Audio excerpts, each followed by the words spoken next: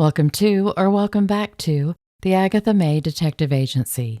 I'm Agatha May, and in this episode, we're looking at the Circleville, Ohio poison pen letters, and we're going to solve who the letter writer was. Okay, probably not actually solve it, but by golly, we're going to try. Before I get started, I want to let everyone know that I've started working on a website. It will be the go-to place for those of you who are George Fane level members and higher to get bonus material. I had originally planned on having bonus videos every week, but I just don't have the time to make them and keep up with everything else. So I will have a password-protected sections with documents, photos, etc. of all the cases we've talked about. I'll also be adding merch to the website soon. Now on to the poison pen suspects. If you haven't watched the first video about the letters, you'll need to in order for this one to make any sense. I'll post a link in the description. To briefly recap, the poison pen letters were first sent to school bus driver Mary Gillespie and her husband Ron in 1977 in the grand old town of Circleville, Ohio. The letters centered around the affair Mary was having with the school superintendent, Gordon Massey. Mary's husband Ron was killed in August of 1977 in a vehicle accident that might not have actually been an accident. There were signs being put out on Mary's bus route, and one of them was booby-trapped with a gun. Mary's brother-in-law, Paul Freshour, was charged and convicted of the booby trap, and his ex-wife Karen testified against him. The mystery as to who the author of the poison pen letters has never been solved. I believe there were multiple letter writers in Circleville. I know that might sound ridiculous, but this entire case is ridiculous. The more I dig into it and think I've found some clarity, something jumps into the pond and muddies the water again. I've changed my mind about who the letter writers were since the last video, and have even changed it while writing this narration. So I'm just going to give theories as to who I think some of the people might have been who wrote the letters. If I had every single letter that was in evidence, it might be easier to figure out, but I'm having to go on the limited letters that I can find online. The most obvious proof that there were different letter writers is the handwriting itself. Here are 6 different letters sent, and the only 2 that seem to have the same handwriting are the 2 on the right. I think the first letter writer was David Longberry. He was a bus driver at the same school district where Mary worked, and he allegedly had made a pass at her, which Mary quickly responded with, "Not on my worst day, bub," or probably something close to that. The first letters that were sent were about the affair that Mary was having with Gordon, and the writer was absolutely obsessed with needing Mary to admit her affair. In one of the letters, the writer spoke of the other bus drivers as his girls, and that sounds as though it would be someone who worked as a bus driver. Maybe David's ego was so fragile he just couldn't handle rejection. In about another paragraph, you'll see why I think he might have been someone who didn't do well with taking no for an answer. From what I found, the letters that were in the penmanship of the original letter writer stopped in 1977. Mary, Ron, Karen, and Paul admitted to writing David a letter outing him and told him if he didn't stop writing the letters, they would make it public. The letters stopped for a few weeks. I think this is when another letter writer took over. I don't mean like a tag team wrestling match. I don't think David had any idea who the second letter writer was. Here's a photo of the letters that Mary Gillespie received. The envelopes postmarked 1977 all appear to be the originals, and the one postmarked 1980 is a different handwriting. I honestly believe that David stopped writing the letters in 1977 once he realized people knew it was him. David resigned as a bus driver in 1981, and he remained in the Circleville area, but I was unable to find any mention of him until 1999. In 1999, he was living with friends, and the friend's 11-year-old granddaughter came to visit and spend the night. David Longberry raped her that night, with her grandparents in the house. The girl told the grandfather what happened, and when he confronted David about it, David fled the house without taking any of his belongings. A warrant was put out for his arrest, but David had disappeared. There was word that he'd become a truck driver and was living out of his truck, but it turns out that he hadn't become a truck driver, but had instead hitched a ride with one that day when he fled Circleville, and he landed in El Paso, Texas. In 2009, after a decade of searching for David, and him even being featured on America's Most Wanted, Authorities finally learned of David's fate. When he fled Ohio in 1999 and landed at that truck stop in El Paso, the night he arrived, he went behind the truck stop and hanged himself. Since he hadn't taken any of his belongings, there was no way to identify him at the time of his death. I haven't found information on how police discovered that their John Doe from '99 was David Longberry. So if David stopped his writing career in 1977, who put out the signs? This note on the back of a card was sent to Mary Gillespie in 1982, warning her of the upcoming spectacular signorama of 1983. Quote, "Just tell your daughter we are going to post some signs about her next year at the bus stops, since you've caused this by what you've done to Mrs. Massey and all knows it. How will you face her? But your type have no consciences, or you wouldn't have hurt Mrs. Massey behind her back." End quote. The writing is different than the original letters. The original handwriting was tall, thin, and fairly uniform. But in this note, the letters are spaced out, shorter, and sloppy compared to the original. The W's are also completely different. From what I found, this is the first time the letter writer used the word we. We are going to post some signs. It's also the first time that Mrs. Massey was mentioned by name rather than just as Massey's wife. The original writer had a tendency to use pronouns rather than proper names. In my previous video, I was misinformed about Mary's husband going around and taking down the signs. There were no signs that were put up before his death. I think the letter writer who put up the signs was Karen Freshour. She had lost everything in her divorce and probably wasn't happy about it. So I think her motive for writing the letters was to set up her ex-husband Paul. I think Mary might have been in on that too. I think she and Karen set up the booby-trapped sign. Karen and Mary were friends, so what if Karen convinced Mary that Paul had been sending the letters? What if Mary believed that Paul was the one who exposed her affair with Gordon? Hell hath no fury like a woman scorned, unless it's two women scorned. Paul and Karen's divorce was in 1982. The note warning of the signs was sent in December of that year, and the booby trap incident occurred in 1983. Since the last video, I have read the police report from that incident, and I was mistaken about one of the details. When Mary found the sign, she took the sign and the box it was attached to and took it home. According to the police report, she didn't discover that there was a gun in it until she got back home.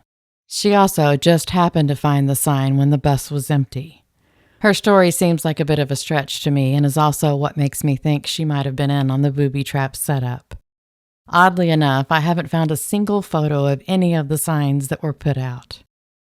Here's a photo from the police report of the booby trap. I have looked at it every which way and I still can't figure it out. It looks as though there are bricks wedging in the gun, and it looks like the box may have been glued to the bricks and then peeled off. But in this other photo, it looks like the gun was free to pull out easily. I'm also not sure how the sign was rigged to the trigger. I'll be the first to readily admit that I do not have any kind of mind for anything mechanical. I am fascinated with things like wind-up toys, and I love to watch Rube Goldberg machines in action, but I don't think I could ever set one up. So I'm struggling with how the booby trap sign would have worked. Supposedly, there was a wire attached to the trigger that would go off when the sign was taken down. In my brain, the sign would have had to be removed in a particular way in order for the gun to go off. But my brain probably doesn't know what it's talking about. Sheriff Dingleberry made the statement that the gun was set to go off and shoot someone in the head, but I've read reports where the box was on top of a fence post. Either Circleville, Ohio has abnormally high fence posts, or everyone in town is shorter than 5 feet tall. Paul Freshour ended up being charged and convicted with attempted murder for the booby trap. The only evidence, and I use that term loosely, was that he owned the gun that was found in the booby trap box. His fingerprints were on the gun, and he had an alibi for the day the sign was found. The serial number had been partially filed off, but I would think as the owner of the gun, Paul would have made sure it was all the way filed off to ensure it not being traced back to him. Karen Freshour told investigators that while she and Paul were still married, she found unmailed poison pen letters that he had written. I think she was lying her face right off her stinking head. If she had the evidence against him while they were going through a divorce, she would have presented that during the divorce proceedings. But she didn't have any letters as proof. I haven't found any record of Karen and Mary mentioning that they believed David was the initial letter writer when Paul was arrested either. It's so weird that they forgot to mention that. There was also an eyewitness who reported seeing a man standing by a yellow El Camino near where the booby trap was found and on the same day. His description did not match Paul Freshour at all. It was reported that Karen knew someone who had a yellow El Camino. This evidence was suppressed in the trial by the prosecution. Speaking of the prosecution, there was someone else who starred in one of the letters, and his name was Roger Klein. One of the letters claimed that Roger had had an affair with one of the school teachers at the elementary school in town. What is the deal with this school district and all the affairs? The letter claimed that Roger had gotten the teacher pregnant. The teacher's name was Vicky Koch, and she was murdered in 1980. Her murder is still unsolved. Coincidentally, or not, Roger Klein was the prosecuting attorney in Paul's case. He went on to become a judge, and he retired in 2013. Karen Freshour remarried and divorced a man named John Sorick. She died in May of 2024. The letters continued after Paul was in prison, and he wasn't the one sending them. And I can't imagine Karen still sending them at this point because that would make Paul look innocent. There was someone who continuously pushed the narrative that Paul was still writing the letters behind prison bars, though. This same someone even pushed that theory after the prison warden had proof that there was no way Paul was sending the letters. And that someone was everyone's favorite slimy toad of a sheriff, Dwight the Doofus Radcliffe. I think it's highly possible he was one of the letter writers. He would probably know the secrets of the Circleville citizens, and it's doubtful a lot of the townspeople would have ever accused him of being a poison pen writer. I think he might have even been writing some of the letters at the same time Karen Freshour was. I mean, it's not like any of the letter writers could have called out the other writers without giving themselves away. Why did Sheriff Sketchy McSketcherson not investigate the booby trap sign adequately or even slightly? It's rumored that he held a grudge against Paul Freshour because Paul kept insisting that the sheriff investigate Ron Gillespie's death as a homicide, and Dwight the Blight kept refusing to do so. Side note that probably isn't actually as side as you'd think. Remember Dr. Collins, who ended up being charged with multiple sex crimes? He was also the coroner in town, and was the one who attended Ron's accident. Having Paul's gun show up in the booby trap might have been a gift to the sheriff. I'm sure Karen knew of the animosity between the sheriff and Paul, so maybe she was pretty sure that the sheriff wouldn't investigate. Then there is Sheriff Wonderpants' inability to see that the letters were in different handwriting. And by inability, I mean he either had to just completely ignore the handwriting, or he was so dumb that he had to use GPS to get to work every day, and he lived at the sheriff's department.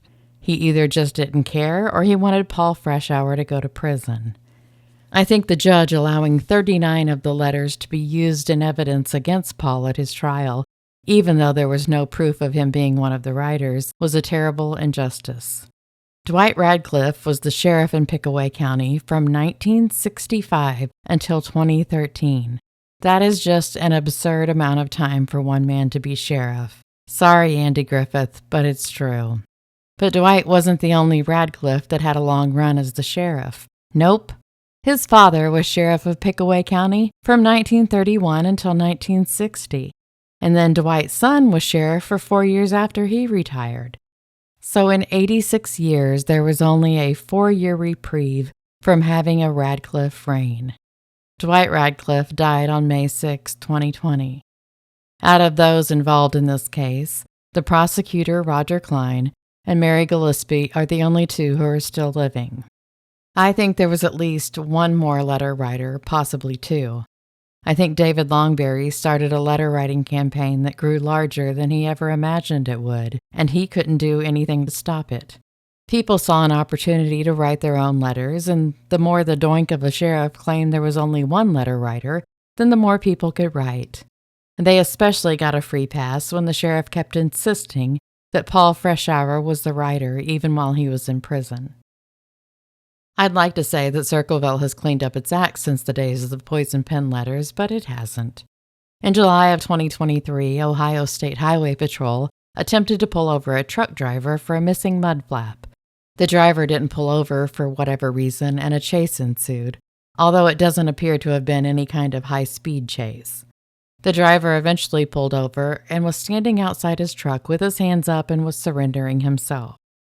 That's when the Circleville Police K-9 unit showed up, and despite the state troopers yelling at them not to do it, they released the police dog on the truck driver. The final result of that was the truck driver getting a $225,000 settlement from the city.